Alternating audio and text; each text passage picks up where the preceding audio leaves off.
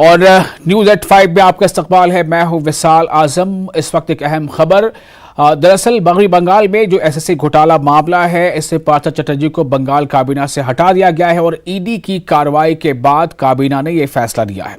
BJP कारकुनों ने भी की थी इसे हटाने की मांग और इसी के तहत ये जो फैसला है, अब ये समझा जा रहा है कि क्या इससे ये समझा जाए कि जो ममता बनर्जी हैं वो काफी दबाव में है और क्या टीएमसी पर एक बहुत बड़ा दबाव सामने आ रहा, चूंकि खुद इस तरह के हालात देखे गए थे इस फैसले से पहले।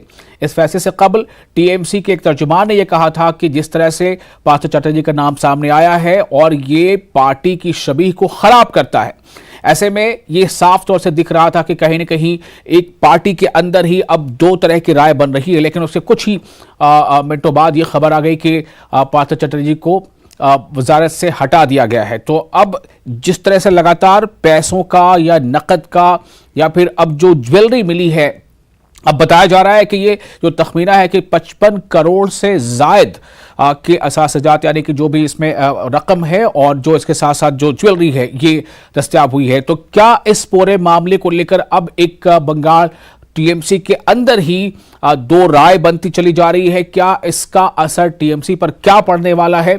ऐसे कई सवालात हैं जो अब गश्त कर रहे हैं। हमारे साथ सोमराज बनर्जी जुड़ चुके हैं फोन लाइन पर। सोमराज, मैं आपसे जानना चाहता हूं कि क्या अभी कुछ और चैप्टर सामने आने वाले हैं? जिस तरह से पार्थ चटर्जी पर शिकंजा कसा गया और फिर जो है उन्हें वजारत से भी हाथ धोना पड़ गया है, मिनिस्ट्री से भी हाथ धोना पड़ गया है। देखिए, मिनिस्ट्री से उसको हटाया गया है। कुछ ही देर पहले चीफ सेक्रेटरी ऑर्डर किया है पार्थ चटर्जी के पास जो ministry on commerce and parliamentary affairs और जो इंफॉर्मेशन टेक्नोलॉजी का जो चार्ज था वो चार्ज से हटाया गया है। कुछ ही देर पहले चीफ सेक्रेटरी ये ऑर्डर किया है। अभी 5 बजे से ही तृणमूल कांग्रेस का जो डिसिप्लिनरी कमेटी है उसका भी मीटिंग स्टार्ट होने वाला है। कुछ ही देर में स्टार्ट होगा। वो मीटिंग में रहेंगे ऑल इंडिया तृणमूल कांग्रेस का जनरल सेक्रेटरी अभिषेक बंदोपाध्याय। उस मीटिंग में भी ऐसा ही कुछ डिसीजन लिया जाएगा, ऐसा ही सोच रहा है, क्योंकि वो मीटिंग में भी, क्योंकि हम जानते हैं कि पार्थ चटर्जी तृणमूल कांग्रेस में भी पोर्टफोलियो होल्डर है, वो महासचिव है तृणमूल कांग्रेस में। तो ऐसा ही लग रहा है कि ये तृणमूल कांग्रेस का जो डिसिप्लिनरी मीटिंग में, उस मीटिंग में भी ऐसा ही कुछ डिसीजन लिया जाएगा। ये मीटिंग थोड़ी देर में स्टार्ट होगा। मगर मतलब आप ये कहना चाह रहे हैं सोमराज के अभी तो पार्थ चटर्जी को मिनिस्ट्री से हटाया गया है और अब ये भी हो सकता है कि जो पार्टी का जो इंफ्रास्ट्रक्चर है, जो संगठन है, उससे भी उन्हें बेदखल किया जाएगा? देखिए, ऐसा ही कुछ सोच रहा है, क्योंकि पार्टी का अंदर से ही आज सुबह में कुछ लीडर लोग ऐसा ही मांग कर रहा है जो पार्थ चटर्जी को पार्टी का जो पोस्ट है पोस्ट भी हटाया जाए। आज सुबह में ऐसा ही मांग हुआ है। कुछ ट्वीट भी हुआ है, टीएमसी का कुछ लीडर ट्वीट भी किया है। ऐसा कुछ यूथ लीडर वो भी ट्वीट कर रहा है, फेसबुक में पोस्ट कर रहा है, सोशल साइट में पोस्ट कर रहा है जो पार्थ चटर्जी को हटाया जाए। तो ऐसा ही सोच रहा है। इसके आधार में जो आज 5 बजे मीटिंग कॉल किया है ऑल इंडिया तृणमूल कांग्रेस का जनरल सेक्रेटरी अभिषेक बंदोपाध्याय, उसने ये मीटिंग कॉल किया है। तो ऐसा ही लग रहा है कि ये मीटिंग में भी ऐसा ही कुछ डिसीजन होगा। ये मीटिंग का बाद में पता चलेगा, मगर ये पार्थ चटर्जी का इशू को लेकर भी आज ये तृणमूल कांग्रेस का मीटिंग है। मगर उसके आगे हमने देखा कि चीफ सेक्रेटरी आज मिनिस्ट्री से रिशफल कर दिया और अभी chief minister Mamata Banerjee industrial promotion board जो है वो उसका जो मीटिंग है वो मीटिंग अभी चल रहा है। वो मीटिंग जब चल रहा था, कुछ ही देर पहले chief minister Mamata Banerjee comment किया है पार्थ चटर्जी को आज रिलीव कर दिया है। ऐसा ही कमेंट किया है ममता बनर्जी। तो ये जो पार्थ चटर्जी का जो इश्यू है वो इश्यू को लेकर स्ट्रॉन्ग जो स्टेप लिया है टीएमसी और गवर्नमेंट, ऐसा ही अभी देखने वाला है जे और टीएमसी पार्टी क्या डिसीजन लेता, मगर गवर्नमेंट से उसको हटाया गया है मिनिस्ट्री से। आज फोन उनसे अभी वो मिनिस्ट्री का चार्ज में नहीं है और पार्थ चटर्जी का जो पोर्टफोलियो था मिनिस्ट्री के अंदर में, अभी वो पोर्टफोलियो का चार्ज लेंगे। खुद चीफ मिनिस्टर ममता बनर्जी वो चार्ज हैंडओवर किया है और मंडे को फिर से कैबिनेट मीटिंग बुलाया गया है 3 बजे से। जी सोमराज, एक सवाल यहाँ पर बहुत अहम ये है कि अभी बंगाल को लेकर बहुत तरह की बातें सामने आ रही थी। एक रोज पहले ही मिथुन चक्रवर्ती ने कुछ ऐसा बयान दिया था जिस पर पलटवार पार्टी की तरफ से किया गया था। तो सवाल इस बात को लेकर है कि जिस तरह पार्टी के एक मिनिस्टर पर इस तरह का शिकंजा कस रहा है, अब वो गिरफ्तार किए गए हैं, अब उन्हें मिनिस्ट्री से हटाया गया है, तो क्या ये इशू जो एक इंटैक्ट टीएमसी है, क्या उसमें कुछ दरार पैदा करेगी? देखिए, अभी तो कुछ तो दबाव है टीएमसी के अंदर में, क्योंकि ये जो घटना घट रही है 7 दिन पहले से ही हमने देखा 22 जुलाई को पार्थ चटर्जी का घर में ईडी रेड हुआ है। ईडी रेड से बहुत ज्यादा इंपॉर्टेंट डॉक्यूमेंट्स ईडी के हाथ लगा। फिर पार्थ चटर्जी का जो क्लोज एसोसिएट था उसको भी अरेस्ट किया है। अभी देखिए, ये तो टीएमसी के अंदर में एक दबाव है पार्थ चटर्जी को इशू को लेकर, क्योंकि कल भी हमने देखा है पार्थ चटर्जी का जो क्लोज एसोसिएट, ऐसा ईडी जो मांग कर रहा है पार्थ चटर्जी के क्लोज एसोसिएट के घर से और भी पैसा मिला है, तो इसके आधार में टीएमसी के अंदर में एक दबाव है और ऐसा ही सोच रहा है कि ये दबाव, और क्योंकि ऑपोजिशन वाले भी डिमांड कर रहे थे पार्थ चटर्जी को कैबिनेट से हटाने के लिए, तो ऐसा ही दबाव में अंदर दबाव के आके ये डिसीजन लिया गया है। ऐसा ही ऑपोजिशन लीडर डिमांड कर रहा है, ऑपोजिशन पार्टी वाले डिमांड कर रहा है, क्योंकि ऑपोजिशन ये जब डिसीजन हुआ फिर ऑपोजिशन पार्टी ने अभी डिमांड कर रहा है ये इसका जो मूवमेंट था वो मूवमेंट अभी सक्सेस हुआ, क्योंकि ऑपोजिशन पार्टी जो बीजेपी है, बीजेपी का जो स्टेट प्रेसिडेंट है सुकांत मोजेरो, उन्होंने भी ऐसा ही दावी किया है कि उसका जो डिमांड था वो डिमांड अभी सक्सेसफुल हुआ है, मगर इसका जो इन्वेस्टिगेशन है वो इन्वेस्टिगेशन की होना चाहिए। और अभी देखिए ईडी का तरफ से इन्वेस्टिगेशन अभी हो रहा है। तो ये जो इशू है, जो कैम इशू है, ये इशू को लेकर टीएमसी के अंदर में जो दबाव है और ये डिसीजन अभी जो लिया गया है कैबिनेट से पार्थ चटर्जी को हटाने के लिए। एक छोटा सा सवाल और छोटा सा जवाब भी चाहूंगा कि क्या इस इशू के बाद, पहले तो ऐसा लगता था कि टीएमसी अगर किसी के खिलाफ बोलती है तो वो सिर्फ और सिर्फ बीजेपी है, लेकिन क्या इस इशू के बाद टीएमसी पर चौतरफा हमला हो रहा है? जैसा आपने बताया कि वहां जो बंगाल कांग्रेस है, वहां जो वामपंथी दल है, क्या ये सब टीएमसी पर हमला कर रहे हैं? क्या टीएमसी पर दबाव पहले से बहुत ज्यादा बढ़ गया है? देखिए, ये रिक्रूटमेंट इशू को लेकर जब भी हाई कोर्ट में ऑर्डर दिया था सीबीआई इन्वेस्टिगेशन करने के लिए, तभी से सिर्फ बीजेपी नहीं, जो सीपीएम है, जो कांग्रेस है और भी जो स्टूडेंट ऑर्गेनाइजेशन है, काफी सभी पार्टी के तरफ, सभी ऑर्गेनाइजेशन की तरफ मूवमेंट हो रहा है, प्रोटेस्ट हो रहा है। ये चल रहा है कुछ महीने से पहले से ही। चलिए, बहुत शुक्रिया सोमराज, तमाम जानकारी के लिए। हमारे नुमाइंदे सोमराज हमें बता रहे थे कि किस तरह से बंगाल में टीएमसी जो है वो चौतरफा घिरती नजर आ रही है। हालांकि टीएमसी ने जल्द, जैसा कि सोमराज ने कहा, कि जल्द एक्शन लेते हुए और सख्त एक्शन लेते हुए पार्थ चटर्जी को न सिर्फ मिनिस्ट्री से बाहर किया है, बल्कि हो सकता है कि मीटिंग में यह फैसला लिया जाए कि पार्टी के अंदर, पार्टी के ऑर्गेनाइजेशन में जो उनकी जिम्मेदारी थी उससे भी उन्हें अलग कर दिया जाएगा। अगली खबर, पार्लियामेंट के मॉनसून इजलास में शोर शराबा और घन गरज हो रहा है। अब तक ऑपोजिशन मुख्तलिफ मसाइल पर हुकूमत को दोनों ऐवानों में घेर रही थी। आज भी राज्यसभा की कार्रवाई में रखना डालने के इल्जाम में 3 अरकान को मुअत्तल कर दिया गया, मगर आज अधीर रंजन चौधरी के बयान पर पार्लियामेंट के अंदर और बाहर बीजेपी ने कांग्रेस को घेरा। स्मृति ईरानी कांग्रेस पर हमला करने में पेश रही। उन्होंने कांग्रेस पार्टी को आदिवासी और दलित और खातून मुखालिफ बता दिया और माफी का भी मुतालबा किया। हंगामे के सबब पार्लियामेंट की कार्रवाई में रखना पड़ा। देश की राष्ट्रपति को इस प्रकार से अपमानित करना देगा सदन द्वारा, अध्यक्ष महोदय, मूल्यविहीन, संस्कारविहीन राजनीति का प्रतीक है। कल और परसों लगातार हम लोग जब विजय चौक की तरफ हमारा प्रदर्शन जारी रखे थे, परसों भी हमसे पूछा गया, कल भी हमसे पूछा गया पत्रकार की तरफ से, मीडिया वालों से, कि आप कहां जाने का कोशिश कर रहे हैं। परसों भी मैंने कहा था कि राष्ट्रपति भवन हम लोग जाना चाहते हैं, राष्ट्रपति से मिलना चाहते हैं हमारा बात रखने के लिए। कल भी ये नौबत आई, कल भी मैंने ये कहा कि हम राष्ट्रपति जी भवन जाना चाहते हैं, और राष्ट्रपति बोलने का तुरंत बाद मुंह से निकल गया राष्ट्रपति जी के साथ मिलना चाहते हैं। उसी समय ये पत्रकार बात सुनते ही निकल चुके। मैं उनको ढूंढने का कोशिश किया लेकिन देखा नहीं, क्योंकि मैं उसी समय उनको कह देते कि ये गलत सब निकल चुके हैं, आप इसको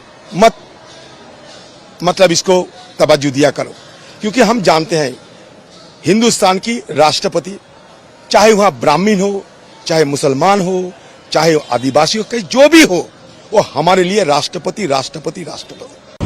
Ma'am, will you ask Adil to apologize? has already apologized. तो मामला बढ़ता देख अधीर रंजन चौधरी ने सफाई तो पेश कर दी। उन्होंने कहा कि मेरी जुबान फिसल गई, ये बयान हमने सुन लिया। लेकिन इसके साथ साथ एक और मामला यह पेश आया कि अधीर रंजन मामले पर सोनिया गांधी का कहना है कि उन्होंने पहले ही माफी मांग ली है। तो अब किस बात की माफी, चूंकि इस बात को लेकर सोनिया गांधी से माफी का मुतालबा बीजेपी की तरफ से किया जा रहा है। लोकसभा में अधीर रंजन पर स्मृति ईरानी हमलावर थी, लेकिन इस बड़े महाज के साथ साथ एक और महाज पर भी लड़ाई हुई। अधीर रंजन मामले में लोकसभा में सोनिया गांधी इस्तीफा दो के नारे भी लगे। इस दौरान ऐवान से बाहर जा रही कांग्रेस की अबूरी सदर वापस आई। रमा देवी के पास जाकर उन्होंने कहा कि अधीर रंजन ने माफी मांग ली है। सोनिया गांधी ने इस मामले में उनका नाम लिए जाने पर, यानी कि सोनिया गांधी का नाम लिए जाने पर हैरानी जाहिर की। इस बीच स्मृति ईरानी सोनिया गांधी के पास आई और कहा कि आपका नाम मैंने लिया है। इस पर सोनिया गांधी ने कहा कि डोंट टॉक टू मी। यह रिपोर्ट आ रही है, जिसके बाद दोनों के बीच 2-3 मिनट तक नोकझोंक भी हुई है। बाद में दोनों पार्टियों के अरकान बीच बचाव के लिए भी आगे आए। इस तमाम मामले पर हमारे साथ इस वक्त दिल्ली से जुड़ रहे हैं अनूप गुप्ता। अनूप, मैं आपके पास आना चाहता हूं। देखा यह जा रहा था कि जो सरकार है उसे घेरने की कोशिश तमाम अपोजिशन पार्टियों की तरफ से, लगभग तमाम अपोजिशन पार्टियों की तरफ से घेरने की कोशिश लगातार जारी थी जब से अभी सेशन चल रहा है। लेकिन आज ऐसा क्या हो गया कि बीजेपी ने कांग्रेस को घेरा है?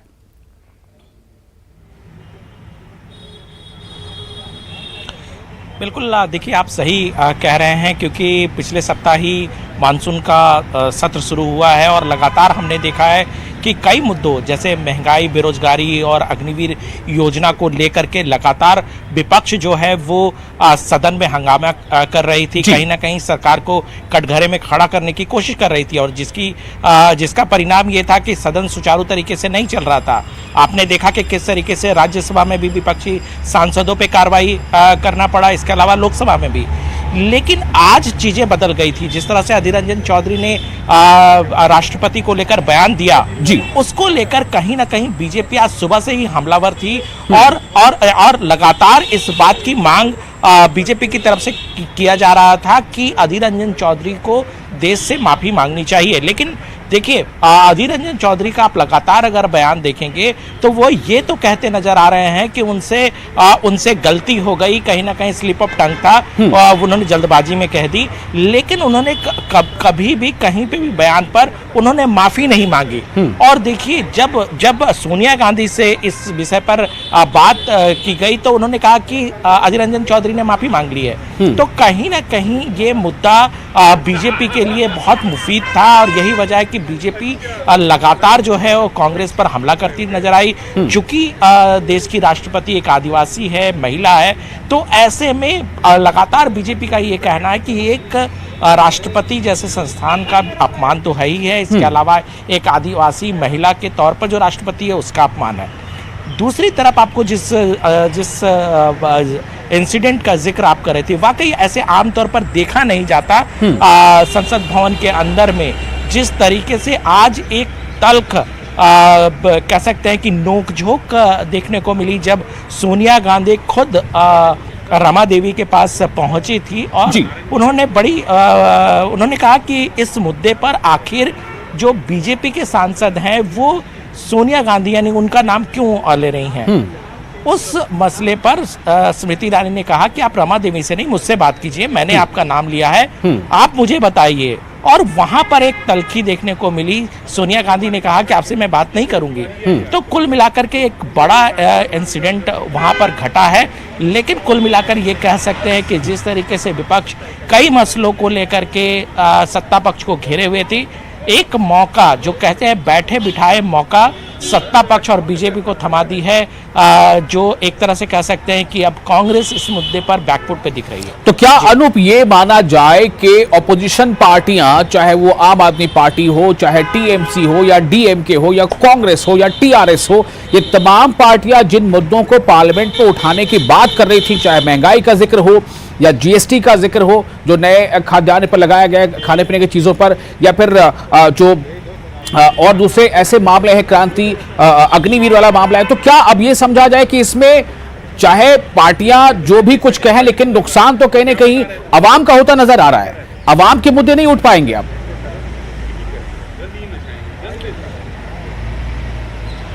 नहीं, बिल्कुल। देखिए, सत्ता पक्ष की तरफ से और खास तौर पे सरकार की तरफ से लगातार इस बात को कहा गया कि विपक्ष जिन जिन मुद्दों पर सदन के अंदर चर्चा कराना चाहती है उस मुद्दे पर चर्चा कराने के लिए सरकार तैयार है, चाहे वो महंगाई हो चाहे जो अन्य विषय है। यानी कि सरकार अभी भी इन मुद्दों पर चर्चा के लिए तैयार है।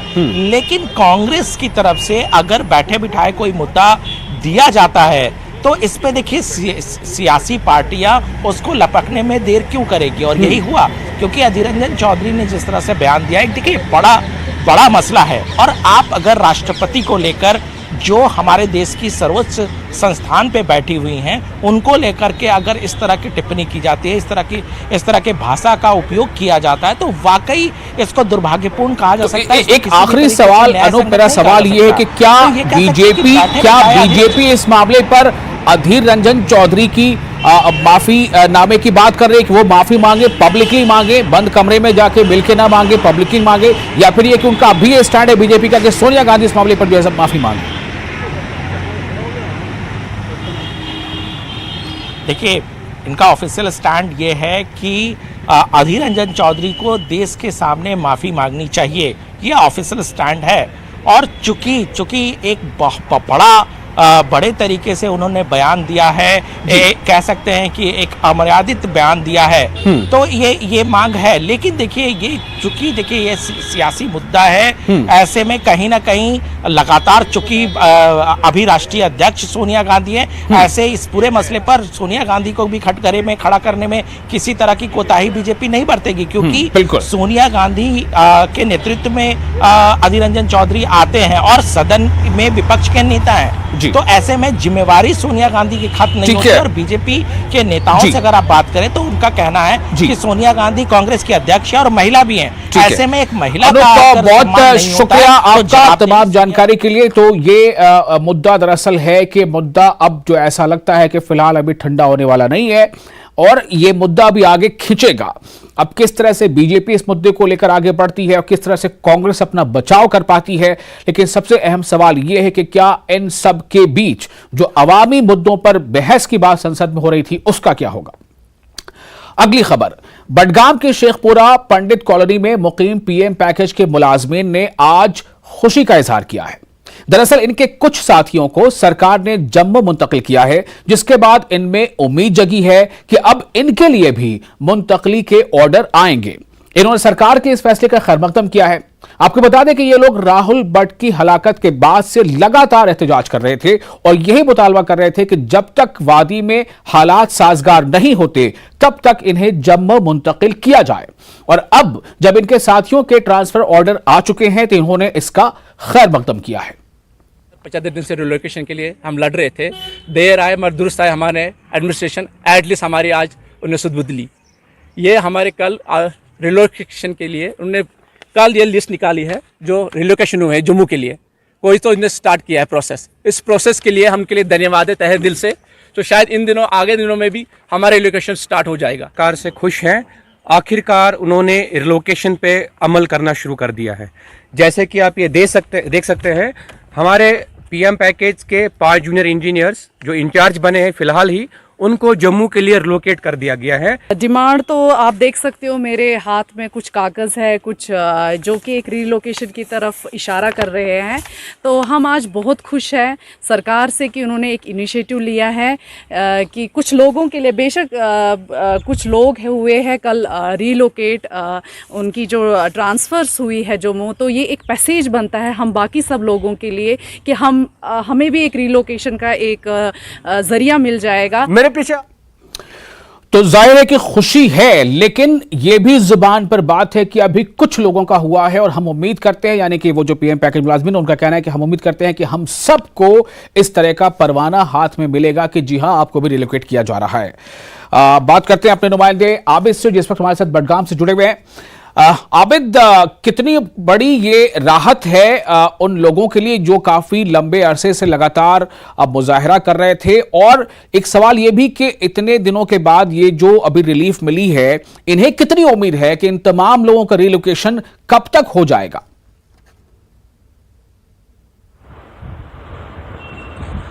विशाल, मैं आपको पहले ये बताऊं, आज करीब 80 दिन हो चुके हैं जब से राहुल भट्ट की किलिंग हुई है और तब से लेकर आज तक लगातार ये एहतजाज पर थे। इन्होंने अपनी कॉलोनी के अंदर भी टेंट दिया था, हालांकि इस बीच इन्होंने कई मरतबा जो रोड है वो ब्लॉक किए थे, लगातार एक ही मुतालबा कर रहे थे। जब तक वादी में हालात साजगार नहीं होते हैं तो इन्हें तब तक जम्मू मुंतकिल किया जाए। लगातार इनकी अपील भी इंतजामिया आ रही थी, सुन रही थी बात, लेकिन आज तक इनको नाराजगी ही थी। लेकिन आज जब इनके कुछ साथी है, 5 साथियों की मुंतकिली के ऑर्डर आए हैं रिलोकेशन पॉलिसी के तहत, तो इनमें एक उम्मीद जगी है और पहली मरतबा इन 80 दिनों में इनके चेहरों पर खुशी थी। तो हमसे जब बात कर रहे थे उनका कहना था कि अब उम्मीद है, चूंकि इनके साथियों की भी अब जो रिलोकेशन पॉलिसी के तहत जम्मू मुंतकिल किए गए हैं, तो कुछ दिनों में वो आहिस्ता आहिस्ता वो उम्मीद कर रहे हैं कि उनके लिए भी ट्रांसफर पॉलिसी हो। हालांकि लगातार इस बीच जो ये लगातार एहतजाज कर रहे थे, करीब 80 दिनों से ये उसी टेंट में बैठे हैं, लगातार इंतजामिया से अपील कर रहे हैं। हालांकि इस बीच उन्होंने इंतजामिया से निशाना भी साधा था कि इन्हें इस्तेमाल किया जा रहा है और इनसे वादे भी किए जा रहे हैं, लेकिन वादे वफा नहीं हो रहे हैं। लेकिन आज पहली मरतबा इन 80 दिनों में हमने भी देखा, हमने भी जायजा लिया, हालांकि आपने भी बाइट सुनी होगी, इनके चेहरों पे खुशी है और उम्मीद जगी है कि इनके लिए भी कुछ राहत की सांस आबिद, कैमरे पर तो इन सब लोगों ने खुशियों का इजहार किया है, लेकिन साथ ही साथ वो ये भी कह रहे हैं कि उम्मीद जगी है कि हम सबको रिलोकेट किया जाएगा। तो क्या वो ये भी कह रहे हैं कि ये काम जल्दी हुआ या इसमें ताखीर हुई, और क्या अब ये अपने एहतजाज को, अपने धरने को जारी रखेंगे या एहतजाज वापस ले लेंगे, या ये कब तक इंतजार करेंगे?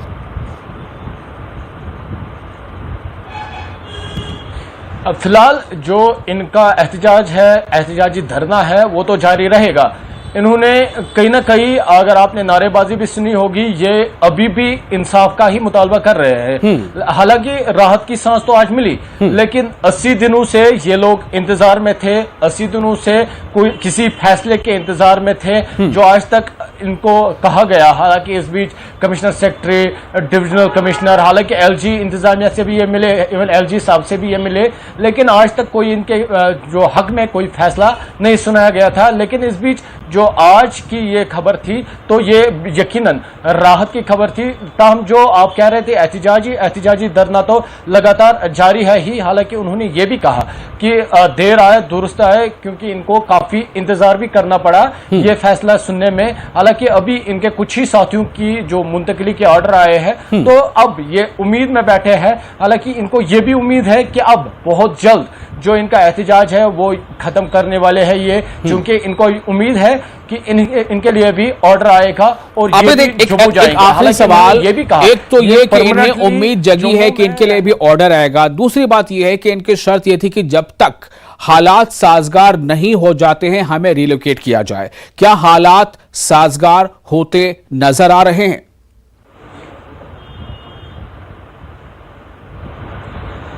जिस तरह से विशाल आपने भी देखा, इंतजामिया भी लगातार बात कह रही है कि हालात को बेहतर बनाया जा रहा है। सिक्योरिटी फोर्सेस भी लगातार कह रहे हैं कि ऑपरेशंस हो रहे हैं, जो एंटी टेररिज्म ऑपरेशंस है वो चलाए जा रहे हैं और वादी में हालात साजगार है। लेकिन इस बीच ऐसी किलिंग हो रही है तो कहीं ना कहीं इन जो माइनॉरिटीज है यहाँ पे, उनमें डर का माहौल पैदा हो रहा है। तो इसी डर की वजह से ये लोग लगातार यही मांग कर रहे हैं, वो कश्मीर छोड़ना नहीं चाहते हैं। हालांकि इन्होंने बिल्कुल, अगर आपने बाइट पूरी सुनी होगी, ये लोग बिल्कुल कह रहे हैं वो कश्मीर परमानेंटली छोड़ना नहीं चाहते हैं, क्योंकि कश्मीर का घर है।